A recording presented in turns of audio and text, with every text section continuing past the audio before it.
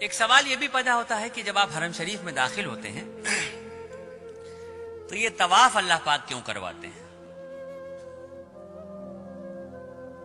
عجیب سا سوال ہے نا بھائی.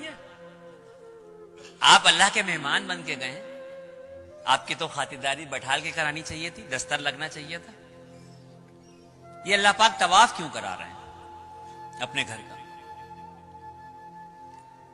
آدم علیہ السلام کو جب اللہ رب العزت نے بنایا، فرشتوں کو جب یہ حکم دیا کہ آدم کو سجدہ کرو، اللہ رب العزت نے آدم علیہ السلام کا اور فرشتوں کا ذہنی اعتبار سے مقابلہ کروایا، اور اس ذہنی اعتبار کے مقابلے میں آدم علیہ السلام کی جیت ہوئی، اور فرشتوں نے 7ویں آسمان پہ بیت المعمور کے نام سے اللہ کا ایک گھر ہے اس کا طواف کیا.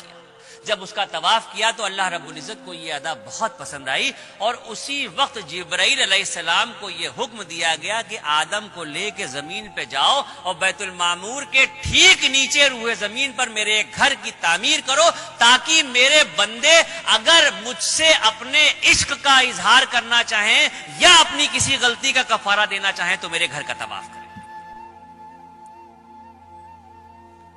اگر مجھ سے اپنے عشق کا اظہار کرنا چاہیں یا اپنی کسی غلطی کا کفارہ دینا چاہیں تو میرے اس گھر کا طواف کریں.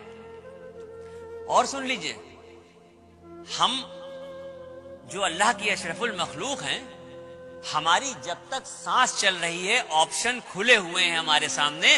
ہم زندگی میں جتنی بار چاہیں مکہ شریف جائیں، جتنی بار چاہیں حرم شریف جائیں، اور جتنا چاہیں اتنا طواف کریں. لیکن وہ جو بیت المعمور کے نام سے اللہ کا گھر ہے جس کے فرشتے صرف طواف کرتے ہیں، تو 70,000 فرشتے روز اس گھر کا طواف کرتے ہیں، اور ایک بار جو فرشتہ طواف کر رہا ہے قیامت تک اس کا دوبارہ نمبر نہیں آئے گا. اتنے فرشتے ہیں، اس درجہ طواف ہو رہا ہے کہ ایک بار جو طواف ہو رہا ہے وہ دوبارہ نہیں آئے گا.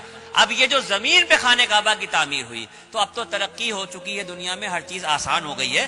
آپ گوگل پہ دیکھ سکتے ہیں، نقشہ اٹھا کے دیکھ سکتے ہیں، موبائل پہ دیکھ سکتے ہیں، کسی بھی طرح سے اگر آپ دیکھنا چاہیں، آپ گوگل کے نقشے پہ جا کے دنیا کا نقشہ ڈالیے، اور دنیا کے نقشے پہ جب آپ دیکھیں گے تو پوری دنیا آپ کو گول دکھائی دے گی. یہ تو نقشے کے دیکھے بغیر بھی سب کو پتا ہے کہ دنیا گول ہے. اس دنیا کے گول کے بیچ میں جو سینٹر ہے، بالکل انچوں سے ناپ لیجئے، ایک ایک سوت کے حساب سے ناپ لیجئے، پوری جو گول دنیا ہے اس کے بیچ کا جو سینٹر ہے، اس گول سینٹر پہ یہ کعبۃ اللہ کی تعمیر ہوئی ہے. اب یہاں پر بات ختم نہیں ہوتی.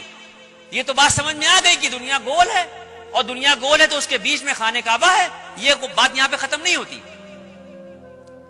اگر سائنس یہ کہتی ہے، میں نہیں کہہ رہا ہوں، اگر سائنس یہ کہتی ہے کہ دنیا گول ہے اور گھوم رہی ہے، تو پھر میرا ایمان یہ کہتا ہے کہ مذہب و ملت کی پرواہ کیے بغیر اس دنیا کا ہر شخص کعبۃ اللہ کا طواف کر رہا ہے. اگر سائنس یہ کہہ رہی ہے کہ دنیا گول ہے اور گھوم رہی ہے، تو پھر میرا ایمان یہ کہتا ہے کہ اس دنیا پہ مذہب و ملت کی پرواہ کیے بغیر کسی بھی مذہب کا شخص ہو، ہر شخص جانے میں یا انجانے میں کعبۃ اللہ کا طواف کر رہا ہے.